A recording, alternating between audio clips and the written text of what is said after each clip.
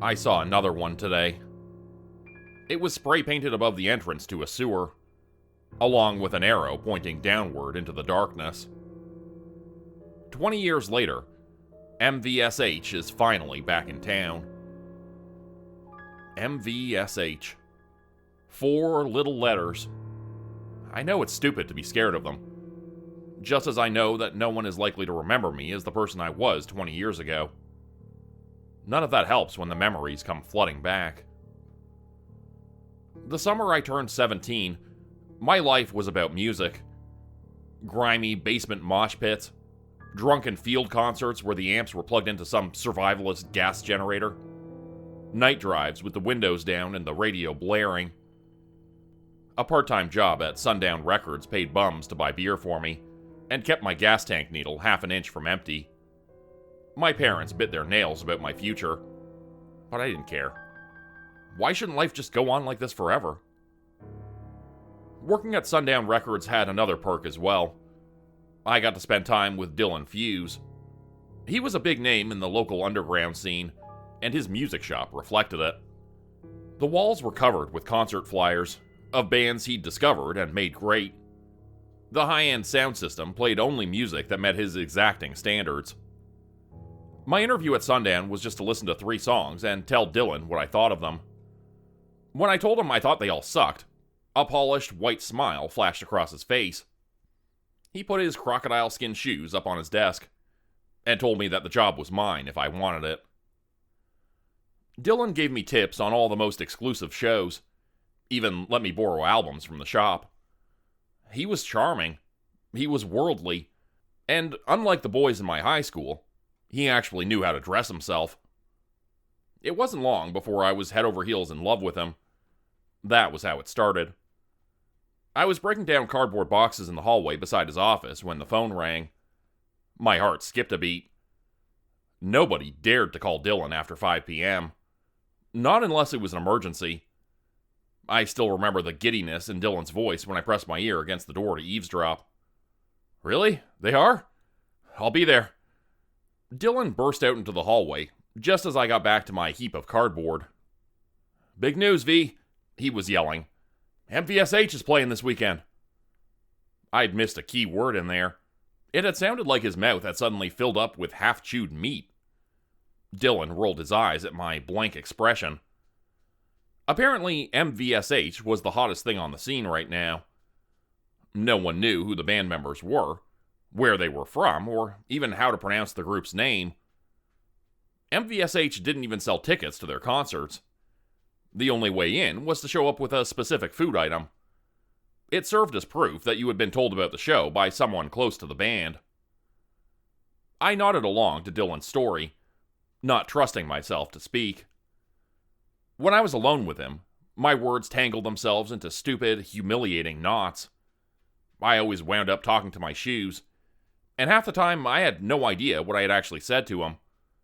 I was thinking about how unfair that was when I realized that Dylan had just invited me to go see M.V.S.H with him. "Sure, I guess." I finally managed to shrug. My boss must have seen right through my attempt to look careless. There was a sneer on his face as he peered out into the shop. He wanted to make sure no one overheard what he was about to say next.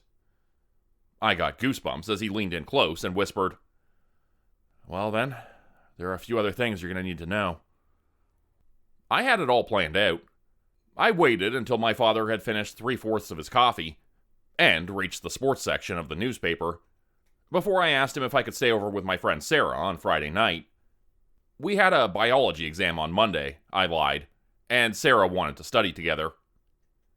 My father glanced up sharply, and I knew I was busted.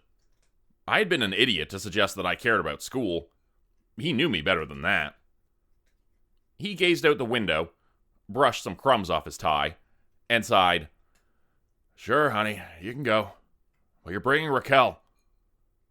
Trying to hide the horrified expression on my face, I gave him a quick hug and bolted out the door. This was going to ruin everything. The difference between my sister Raquel and I was clear just by looking at our notebooks. Hers were neat, detailed, each perfectly shaped letter contained inside the lines. Mine were jumbled and chaotic. filled with stickers, doodles, and my friends' phone numbers.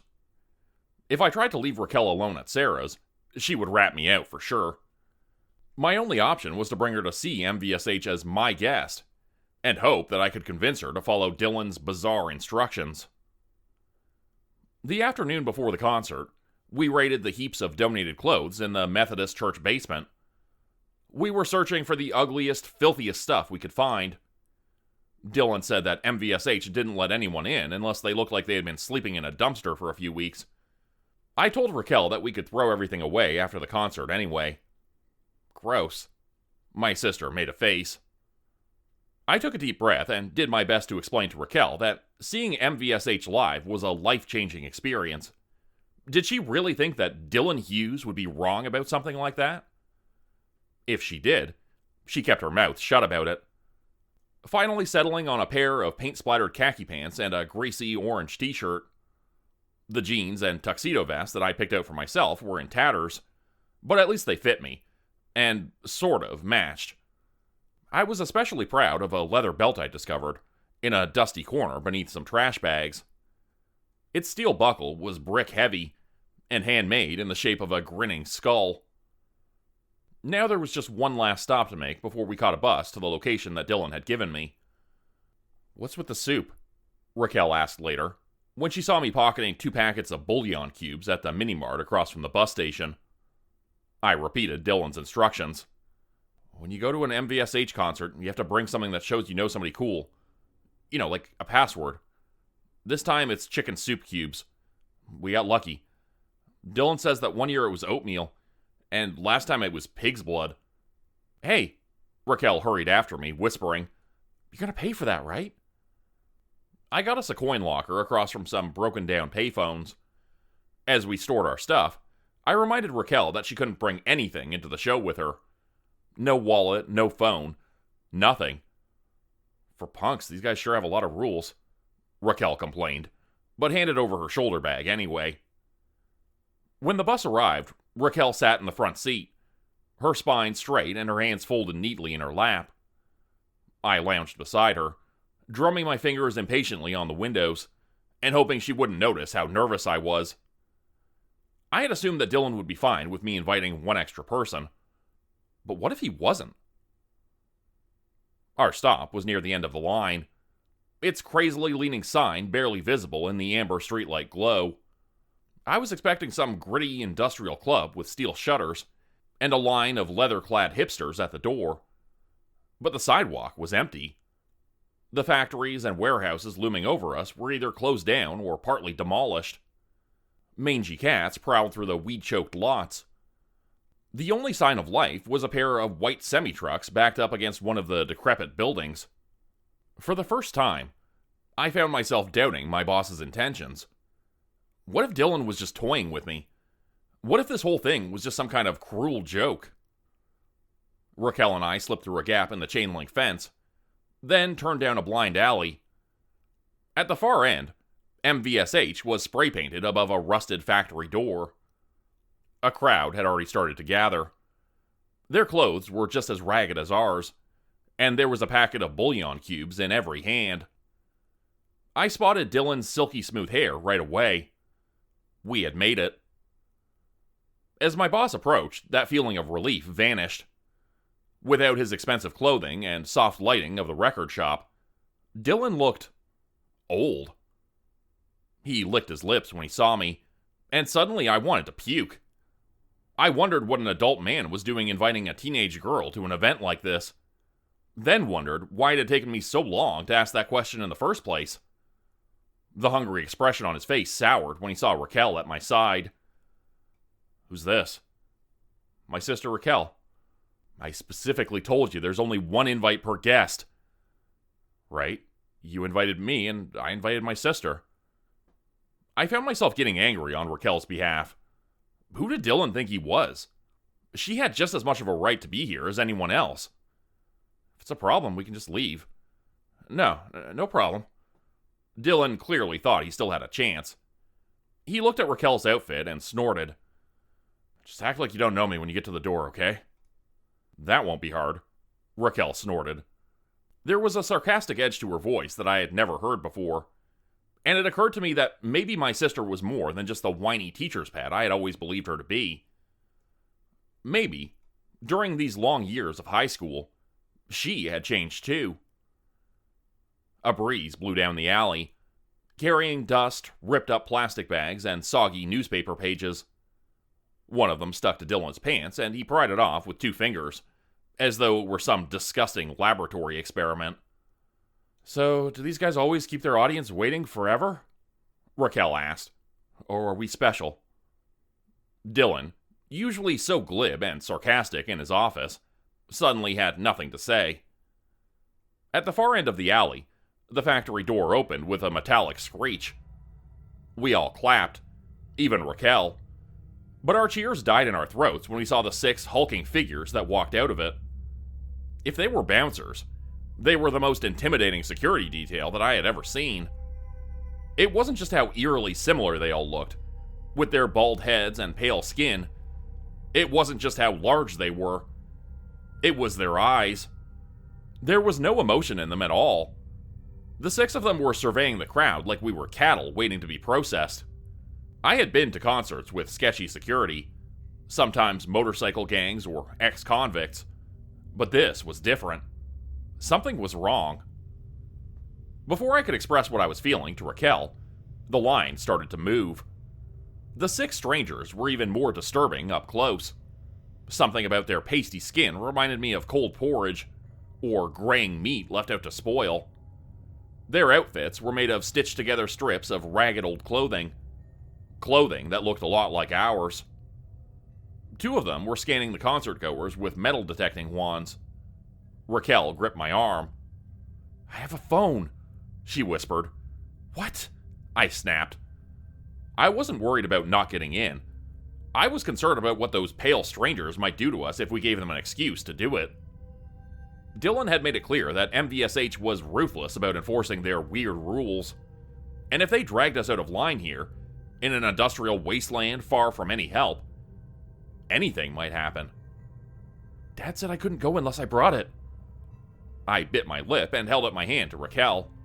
"Hand it over." Using Dylan's broad back as cover, I slipped my sister's cell phone down the front of my pants.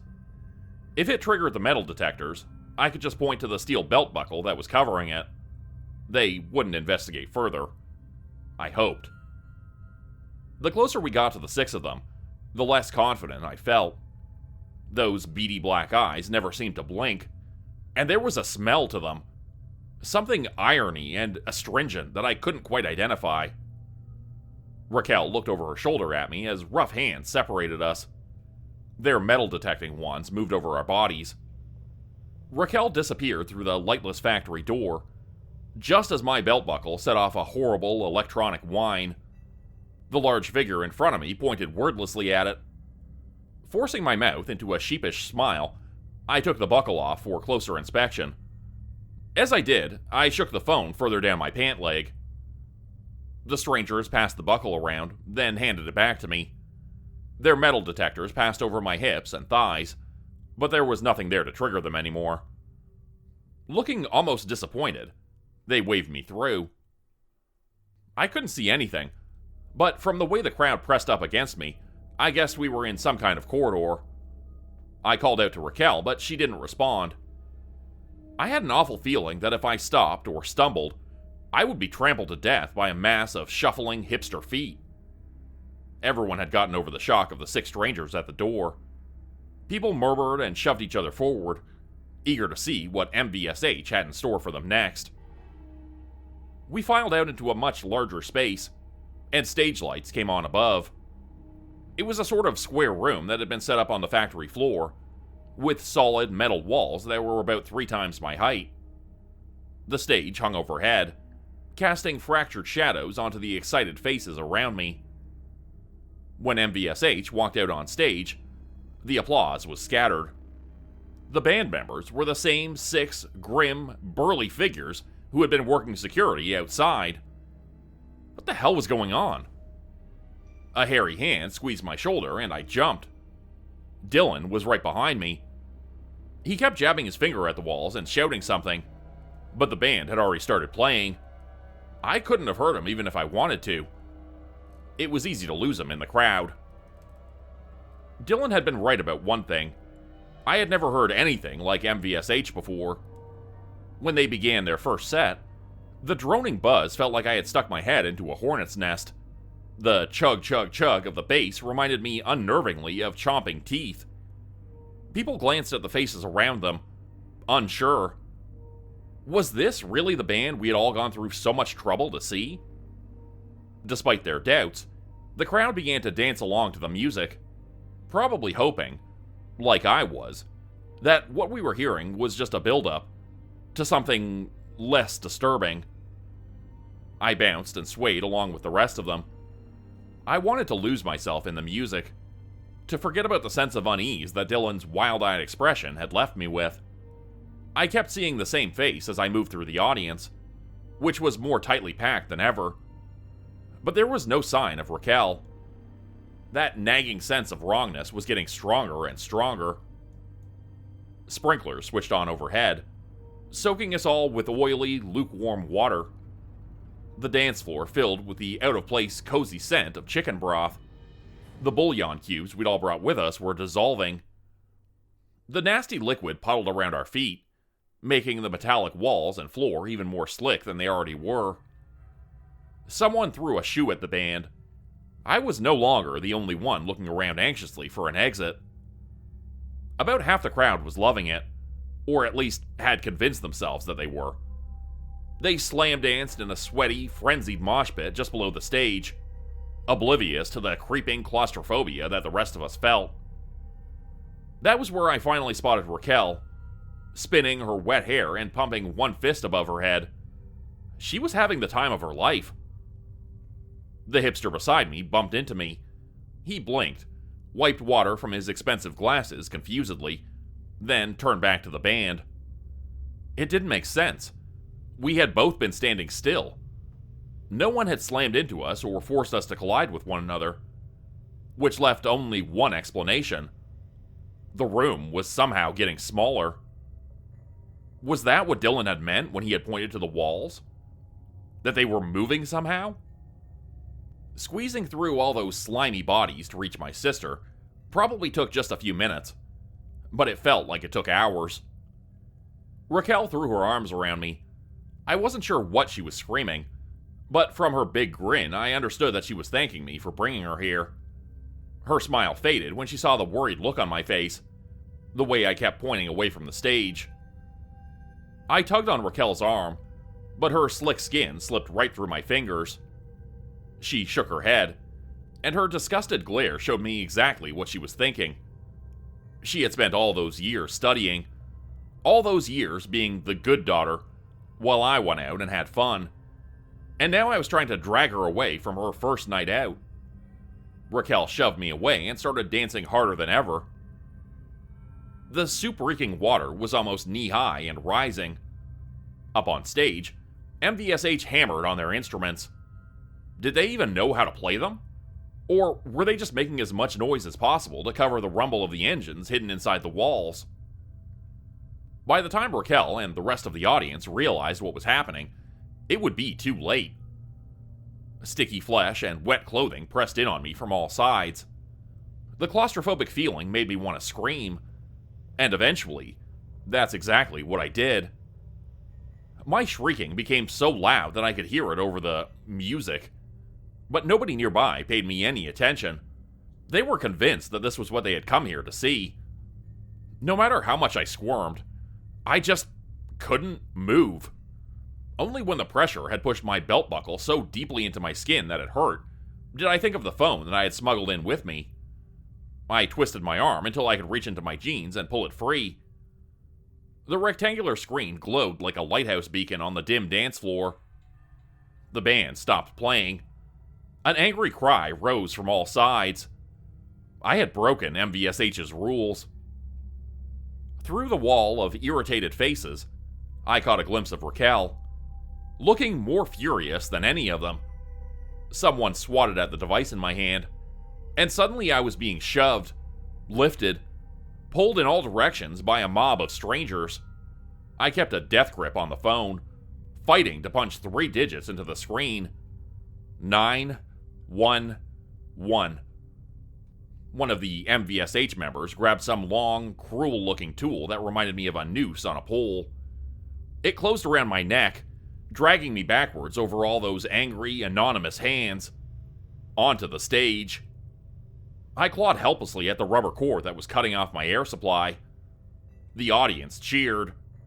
"Please, let me go," I whimpered. 911, what's your emergency? A cheery voice blared from the phone speaker. The crowd fell silent. The M.V.S.H members looked at each other. One grabbed me by the arm and dragged me off stage. The others picked up their instruments, ready to continue their performance. Hello, this is 911. Please state your emergency. The operator's words echoed eerily from the abandoned factory walls. I was being taken out the corridor we had walked in through, toward the alley door. The M.V.S.H member tightened his grip around my bicep until I thought my arm would snap in half. He hadn't said a word, but the message was clear. He could beat me to death, a long time before the police could arrive. Remain on the line and first responders will... Oh, jeez. I apologized. I must have called by accident. I'm so sorry. I hope the operator couldn't hear the quaver in my voice. There was a pause. Are you sure you're alright, ma'am? No, I'm fine. I think I just rolled over in bed and hit a bunch of numbers on my phone. I lied. I'm not going to get in trouble for this, am I? I mean, I'm still a teenager. The grip on my arm loosened, and I backed out the rusted door. The M.V.S.H member let me go, but stayed within arm's reach, ready to pounce if I broke our unspoken deal. Not this time, ma'am, but you need to be more careful in the future. And with that, they hung up. The M.V.S.H member's black eyes glared at me expressionlessly. I continued backing away, holding the glowing screen out in front of me like a magic amulet. I was ready to hit redial if he tried anything, and we both knew it. I have a sister in there, I began. If you could tell her. Another M.V.S.H member came running out of the shadows, carrying that awful pole in his hands. I turned to run and felt the whoosh of the pole as it swept over my head and slammed into my wrist. Pain exploded in my hand. Raquel's phone shattered on the asphalt. I expected to hear chasing footsteps behind me, but instead, the steel shutter door slammed shut.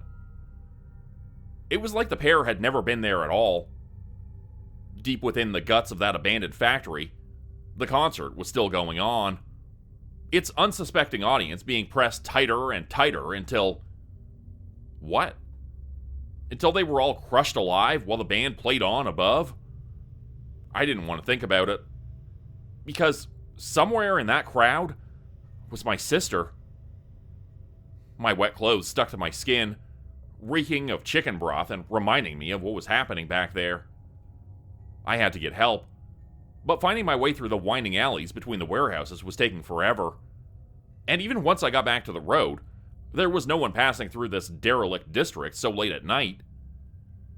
Caught somewhere between exhaustion and panic, I waved my arms at anyone that passed by. The first car didn't stop. Neither did the second. After what felt like hours, a grizzled 50-something in a pickup truck pulled off the road. But he kept his hand on a glove box pistol just in case. He didn't have a cell phone, but he would take me as far as a gas station where I could make a call. By the time my garbled story got out, and the police closed in on the factory, it was almost dawn. M.V.S.H, the two white semi-trucks, and their audience had vanished. With so many sudden disappearances, I had imagined that the case would make national news, but none of the journalists my family contacted were interested. After a while, I began to see their point. A traveling band that crushes its audience into goo? Not even the weirdest tabloids would consider running a story like that. The police said nothing about my sister's disappearance, only reassuring us that the investigation was ongoing. I started doing some digging of my own, and what I found was bizarre. Despite being a supposedly phenomenal band, There was almost no information about M.V.S.H online. What little there was got taken down almost as soon as it appeared. But even so, it was clear that I wasn't the only one who had lost a loved one due to their deadly concerts. Someone on an anonymous forum claimed to have seen M.V.S.H carrying plastic sacks of pink sludge into their white semi-trucks after one of their shows. Someone else said she found a heap of ripped, discarded clothing in the woods near where M.V.S.H had performed. 2 days into my search, I began to receive bizarre, threatening messages. They were nothing but a jumble of letters and numbers, but scattered inside the chaos were eerie details. The name of the drink I had ordered at the coffee shop that morning. The address of the friend whose apartment I had visited the night before. After that came the phone calls. There was never any voice on the other end of the line, only a bunch of garbled noise and screams. It was the sounds of an M.V.S.H concert. As soon as I stopped investigating M.V.S.H, the messages and phone calls stopped. Did I want to know what had really happened to my sister? Sure, but not enough to die for it. I learned to live with the past. I went back to school, eventually getting a doctorate in literature and taking a teaching position at a forgettable college in the Southeast. Bands don't even come through this state while they're on tour, much less this unimportant town. And yet, 2 days ago, the music professor approached me in the cafeteria with an excited sparkle in his eyes. A super experimental band was coming to town, he explained. One so exclusive that they didn't even sell tickets for entry. All we had to do was bring a few spice packets, and they would put on a show that would change our lives forever. Become a channel member today for early access, bonus videos, and special emojis only available to members. Check out the description below or click the join button for more info. If you'd like another way to help support the channel, please consider joining my Patreon page at patreon.com/JordanGroupHorror. As a patron, you'll get access to bonus videos and content. You'll be credited at the end of every video going forward, and if you decide to stay for 3 months, I'll name a character after you which will be featured in a Hollow's End story. Links to join the Patreon are in the description. Thanks everyone for listening. Please like, subscribe, and comment to help the channel continue to grow. And see you again next time at 4 p.m. Eastern Standard Time. Hope you have a great night.